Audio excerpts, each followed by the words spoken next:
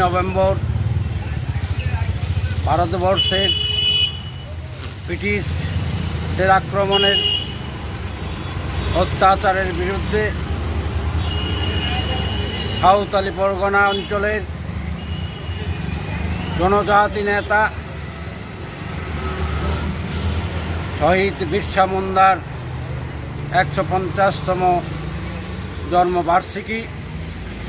এই উপলক্ষে আমরা সারা ভারতবর্ষে অল ইন্ডিয়া জন অধিকার সুরক্ষা কমিটি যথাযথ মর্যাদায় পালন করতে চলেছে।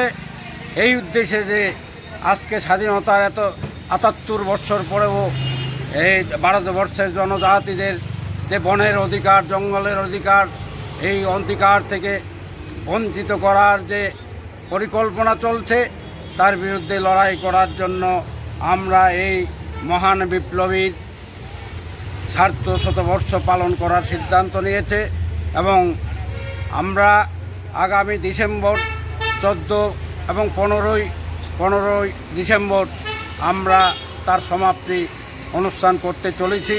ভারতবর্ষের ঝাড়খণ্ডের রাঁচিতে এই অনুষ্ঠান করতে চলেছি এবং তারই উপলক্ষে আজকে আমরা এই আগরতলা শহরে এই মহান বিপ্লবীর ১৫০তম জন্মবার্ষিকী পালন করছি।